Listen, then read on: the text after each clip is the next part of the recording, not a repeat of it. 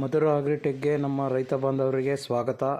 ನಾವು ಈಗ ಸೇವಂತಿಗೆಯಲ್ಲಿ ಈ ಸೊರಗು ರೋಗ ಅಂದರೆ ಫಿಸೇರಿಯಂ ಬಿಲ್ಟ್ ಅಂತ ಹೇಳ್ತೀವಿ, ಇದರಲ್ಲಿದ್ದ ಗಿಡ ನೆಟ್ಟೆ ಹೋಗ್ತಾ ಇದೆ.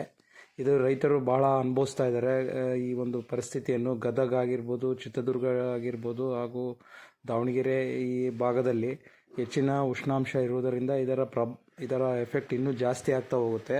ಹಾಗಾಗಿ ನಾವು ರೈತ ಬಾಂಧವರಲ್ಲಿ ಏನು ಕೇಳ್ಕೊಳ್ಳೋದಪ್ಪ ಅಂದರೆ, ನೀವು ನರ್ಸರಿಲಿದ್ದ ಏನು ಸಸಿಗಳನ್ನು ತರ್ತೀರಿ, ನೀವು ಇದನ್ನು ಟ್ರೀಟ್ಮೆಂಟ್ ಮಾಡಬೇಕಂತ ಹೇಳ್ತೀವಿ. ಅಂದರೆ ನೀರಲ್ಲಿ ಇದು ಟ್ರೀಟ್ಮೆಂಟ್ ಹೆಂಗಪ್ಪ ಅಂದರೆ, ನಿಮಗೆ ಟ್ರೈಕೋಡರ್ಮಾ ವಿರಿಡೆ ಅಂತ ಬರುತ್ತೆ. ಇದು ಒಂದು ಬಯಾಲಜಿಕಲ್ ಫಂಗಿಸೈಡು. ಇದನ್ನು 100 ಗ್ರಾಮ್ 10 ಲೀಟ್ರ್ ನೀರಲ್ಲಿ, ಪ್ಲಸ್ ಇದ್ರ ಜೊತೆಗೆ ಸೂಡೋಮೋನಾಸ್ ಫ್ಲೋರೋಸೆನ್ಸ್ ಅಂತ ಬರುತ್ತೆ.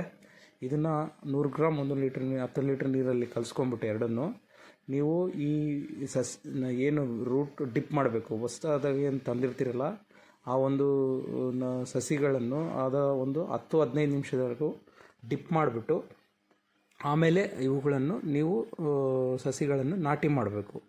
ಇದರಲ್ಲಿದ್ದ ಏನಪ್ಪ ಅಂದರೆ, ನಿಮ್ಮ ಬೇರಿಗೆ ಬರ್ತಕ್ಕಂಥ ಆ ಒಂದು ರೋಗಾಣುವನ್ನು ಕಡಿಮೆ ಮಾಡಿಕೊಳ್ಳಲು ಅನುಕೂಲ ಆಗುತ್ತೆ.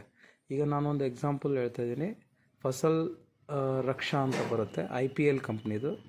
ಇದರಲ್ಲಿ ಸೂಡೋಮೋನಾಸ್ ಫ್ಲೋರೋಸೆನ್ಸ್ ಅಂತ ಇರುತ್ತೆ. ಈ ಒಂದು ಪ್ರಾಡಕ್ಟ್ಗಳನ್ನ ನೀವು ತೊಗೊಂಬರ್ಬೋದು. ಇದನ್ನು ಹಾಗೆ ನೀವು ಡ್ರಿಪ್ಪಲ್ಲಿ 1 ಎಕರೆಗೆ ನೀವೇನು ಸಸಿಗಳನ್ನು ನಾಟಿ ಮಾಡಿದ ಒಂದು 20 ದಿನಗಳನ್ನು ಆದ ಮೇಲೆ ಒಂದು ವೀಕಿಗೆ, ಅಂದರೆ ಒಂದು ವಾರದ ಒಂದು ಟೈಮಲ್ಲಿ ಈ ಥರ ಕಂಟಿನ್ಯೂಯಸ್ ಆಗಿ 4-5 ವಾರ ಮಾಡಬೇಕಾಗುತ್ತೆ. ಈಗ ನೀವು ಮಾಡೋದ್ರಲ್ಲಿದ್ದು ಏನಪ್ಪ ಅಂದರೆ, ಆ ಒಂದು ಬಯಾಲಜಿಕಲ್ ಇನ್ಸೆಕ್ಟಿಸೈಡ್ ಅದು ಏನು ವೃದ್ಧಿ ಆಗುತ್ತೆ, ಭೂಮಿಯಲ್ಲಿ ವೃದ್ಧಿ ಆಗಿಬಿಟ್ಟು ಈ ಎಫೆಕ್ಟ್ ಮಾಡ್ತಕ್ಕಂಥ ರೋಗಾಣುಗಳನ್ನು ಕಡಿಮೆ ಮಾಡುತ್ತೆ. ಇದರಲ್ಲಿದ್ದ ನಿಮ್ಮ ಒಂದು ಗಿಡಗಳ ನೆಟ್ಟೆ ಹೋಗುವುದು ಕಂಟ್ರೋಲ್ ಆಗುತ್ತೆ. ಹಾಗೆ ಇನ್ನೊಂದು ಹೇಳಿದಿಲ್ವ, ಸಂಜೀವಿನಿ ಅಂತ ಬರುತ್ತೆ.